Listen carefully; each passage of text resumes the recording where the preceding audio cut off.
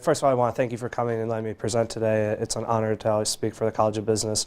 But one thing, I sort of am an internship veteran per se. I've had 3 internships, started off in between my freshman and sophomore year working at a local insurance agency. I'm an insurance and risk management scholar here and also have a prestigious scholarship from the university. But worked there and just tried to gain some of the experience in my local hometown, save up some money, and also was paid. And I also did that one for credit through the 3-hour credit, which our supervisor of the insurance risk management program did. I moved on, and then I stepped outside the box and started pursuing different avenues in between my sophomore and my junior year, and also between my junior and my senior year. My second year as an intern, I worked at Lockton Companies, which is the world's largest privately owned insurance brokerage. And they were based out of Kansas City, Missouri, and they paid for that one. That was not for credit, and actually provided housing for that. And then my third one, I worked for, which actually now I can say I'm going to work for too, All Risks Limited. They're a wholesale insurance broker, and they do a lot of provide insurance for NBA basketball teams, things like that. And that was in Orlando, Florida. Also worked in their Baltimore office and traveled to London, England with them. Everything paid for, housing, and whatnot. So that's a little bit about me and my internship experience to build some reputation with you guys.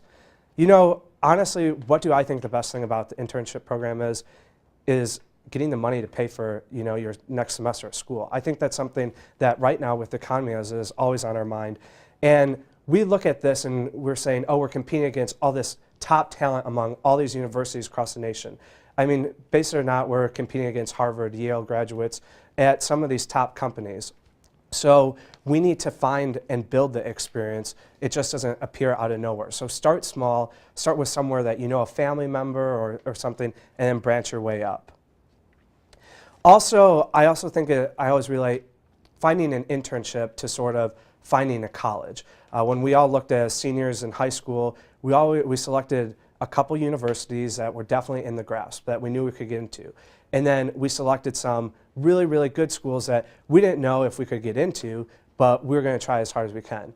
I suggest that you take that same route with the internship program. Say, oh, well, you know, I definitely know I can probably get this internship, but maybe apply to someplace in New York City, LA, where you want to go and be like, this would be so cool if I went there. And you never know, it may happen. And in many cases, even at Indiana State University, it has happened. So that's probably one of my biggest pieces of advice, to sort of step outside the box and take that chance. Also, everyone here is pretty much accounting majors, right? The only grasp I sort of have with accounting, my mom's a CPA, but the big thing is, I know that there's a fraternity, a social fraternity, a professional fraternity for the accounting department, and Beta Alpha Psi, is that it? And then also there are for other programs within the university, social fraternities, sororities, et cetera. I can go on and on for hours, basically. But they have a lot of connections through their alumni. They may have things like the Indiana Intranet just available to the members. And as we go into this, I was attending a forum actually over the weekend, and I was talking about academic excellence at the university. And the one thing they said is, you know, we may have these connections, and these connections can be great, but if we don't have the credentials for it, we are not going to be chosen for the internship. I know so many people who have just been burnt on this end of the stick. So I sort of broke it down to is, if I could go back and turn back the clock, 3 items that I think are probably the best things that we need to consider. And I don't put one above the other. I put them exactly on the same playing field. One is, I think, you need to excel in your GPA. 2, have excellent leadership positions. If you're going to join an organization, be a leader of the organization, because that's what employers do want to see. And my third is sort of going into branching networking and recommendations. Dr. Sanders, I traveled to Europe with him about, what is it, 2 or 3 years ago. The thing is, build those connections with people, because someday, sometime, you might need someone like Dr. Sanders to provide you a recommendation. If you always snoozed in class for a couple 5 minutes, the recommendation's probably not as going to be as good as it could be. And pretty much my last final point I want to bring up is, I know everyone sort of branches out and they say, I really want to do this, or I really want to work here. Some people may want to work in Terre Haute, Brazil, Indiana, or Brazil, you know, in South America, New York City, LA, anywhere they want. And the thing is, if you want to work in those types of areas, or you want to work for like Ernst & Young, or you want to work for a very large company. The thing is, start applying early. And if you start your sophomore year, I don't know if people are sophomores or juniors or seniors in here, but start as early as you can. And if you get turned down once, turn around in the next year, still apply, because people are looking for that dedication. So if you want to go somewhere, the best bet is to try to find an internship in that city.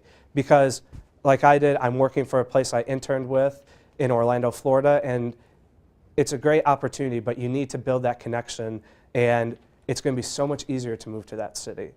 So I can entertain questions after the second speaker goes, but that's just a little bit of my story and some words of the wise, even though I'm only maybe 1 year or 2 years older than you. But I'll hand it over. Hi, I'm Ashley, as Kim has already introduced, and thanks for having me. I am an accounting major. I'm also a business administration major, and I have a minor in forensic accounting, kind of as a background. I am an auditor at First Financial Bank here in Terre Haute. I currently work about 25 hours, but that's because we're preparing financial statements for the bank, which is very exciting. I've never done it before, but you get to learn a lot of stuff. I've had my hands in every audit that the bank performs, which means I also work with Crowe Horwath, which is a top 8 accounting firm in the world. They are First Financial Bank's external auditors. I've also worked with Grant Thornton, which is a top 4 accounting firm. They actually do and only do our IT audit, because that's what they specialize in for us anyway. We use Crowe Horwath's automated auditing program. We do a lot of things by hand, but most of it is on the computer. I can tell you this, the best way to get an auditing internship is to be a part of Beta Alpha Psi. Dr. Sanders, Dr. Sevilla, Dr. Mancata, Dr. Harris are the greatest resources that we have. Not only are they great professors, but they know hundreds of people who have graduated here who are somewhere else, whether at PwC, well, PricewaterhouseCoopers, or Ernst & Young, or Deloitte, or Grant Thornton, or Sevilla and Associates here in town, or First Financial. I got my internship from Dr. Sanders and through Dr. LaGrange, well, Miss LaGrange. So it's the greatest thing you can do. I mean, I would say the best part of being in accounting and auditing is that I don't want to be an auditor. I found that out. People don't like auditors. I don't know, so, I mean, but it's a lot of fun. I've had a great time doing it. It was supposed to only be a semester internship, but we get along so well that they've asked me to stay until I graduate, which is fine. I enjoy it very much. I enjoy the people that I work with. It is an office of all men, so you will be the only girl if you get it. And it is up for grabs after I graduate in May, so if you are interested in an internship, you need to come to the Beta Alpha Psi meeting on Tuesday, February 3rd at 5:30. It has been switched, by the way, Dr. Sanders. I don't know what else you guys want to know. It's a great, I can answer any of your questions about any kind of audit or anything that I do. It's a great learning experience. I'm currently in the auditing class now, and I can tell you from experience, I have a heads up on everybody. I know what we're talking about. We just went over the introduction chapter last week, and I aced the quiz, and I really just read the chapter. I mean, that's because I've done it.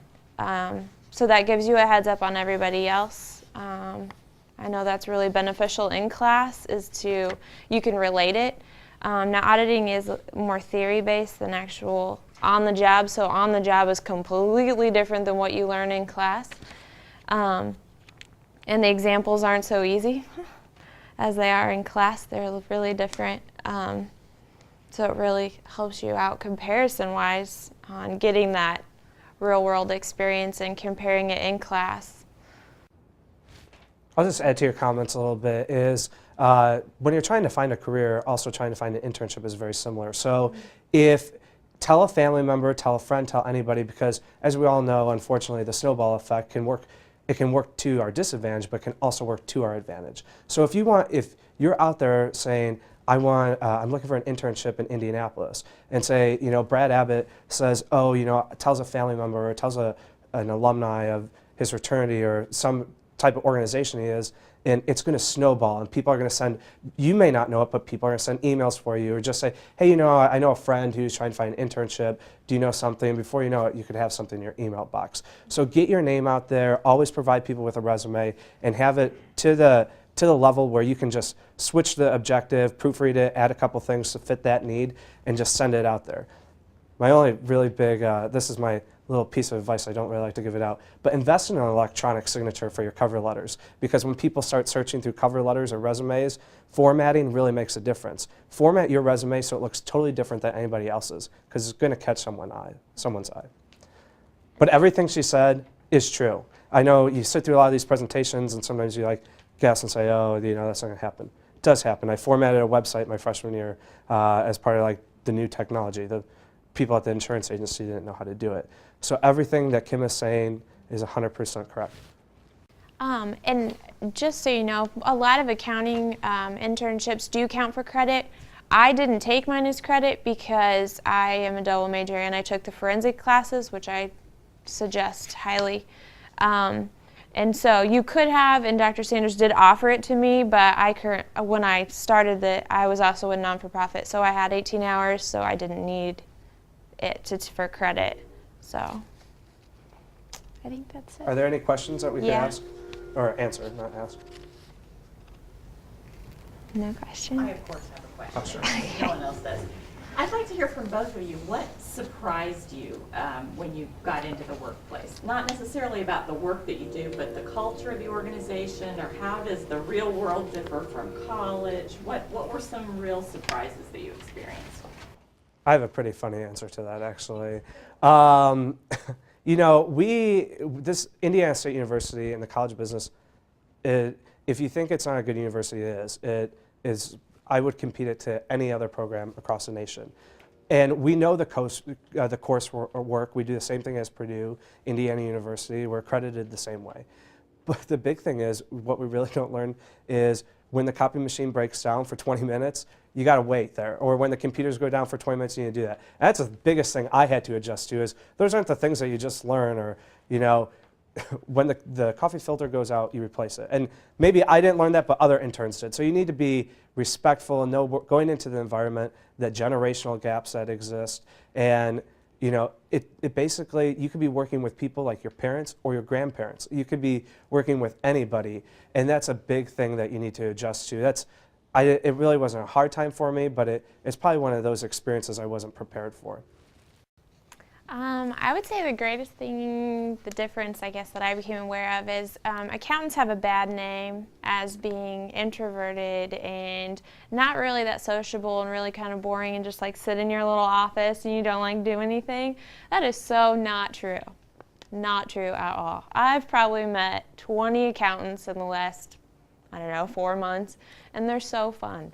I work with 3 other guys. We're a very small internal auditing department. But they're great, and they make me laugh, and they tried to scare me during Halloween, and they set up traps and tried to scare me, which is just them. They're jokesters, but we get a lot of work done, but we have fun doing it too, and that's probably the greatest thing about it, is not only am I learning, but it's fun, and they make it fun, and I think that's a good part of it. And I do. My boss is my mother's age, and the 2 other guys that I work with both graduated from ISU, and they're both in their 30s. So I'm definitely the youngest one by far, but they still are big kids at heart, and they're probably one of the most accredited, and their financial statements haven't had any fraud or fraudulent findings in the last, as long as Barry's been working there, probably. And but it's a blast. I love it. As Kim said, as an intern, you're a breath of fresh air. Breath of fresh air. So when you do that, be prepared.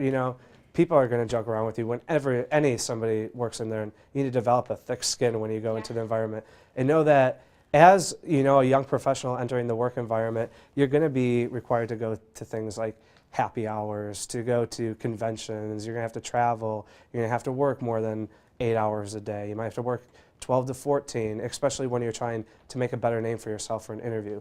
So I mean, off the record, you need to make sure you know how to do things like hold your alcohol, to dress professionally, all that type of thing. So that's what's really going to stick you out as a professional, especially a lot of these internships, especially from Indiana State or through your program, you're going to have the opportunity to make the CEO, meet the CEO or the COO or some executive member of the company. So that is the day that you really want everything needs to be pressed. You know, carry a Tide stick to go in your back pocket or your desk or something. But it's all about being professional the 100% time. Don't think to yourself, I had someone tell this to me as best piece of advice, is don't think to yourself that you're the intern. Think of yourself as someone who works there. Because if you're going to act like an intern, people are going to treat you like an intern, not as a coworker. And eventually you want to become a coworker. And you might get a better offer too.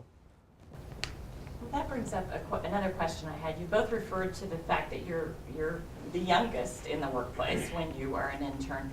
Have you had difficulties being taken seriously as a young person? And you know, have you had issues of that sort, or not so much? I'll let you go first. I did with one of the gentlemen who worked there. Definitely not with my boss or the other auditor, but after I finished my first audit and he read my report, it was quickly changed. I think it wasn't so much that he was how young I was, he just wasn't sure, because I hadn't had my auditing class, how well I was going to complete it, how efficiently it was going to be done, how thorough it was going to be done. So it was more of he didn't know my work yet, and so he wasn't aware of my capabilities, but they're quick to, realize what you can do, respect it, and then they give you more to do, so. Personally, I've never really encountered that, just because I've gone through a lot of screenings with the internships I've had, whether it be you go out to dinner or they fly you out there. The thing is, normally when you have an internship, it's because they want you there. So they're going to establish the credit, you have your credibility already. And they know that you're inexperienced, and they're willing to work with you. And the thing is, they want you there, and they want you, when you are an intern, at most places at least, I can't say all places, they want you as a future employee. It's only up to you to wreck your reputation. I would say that's very true. Other questions? Doesn't look like anybody else has them. Thank you very much for coming. We'll pass it back up to Kim. Thanks. Thank you. You know,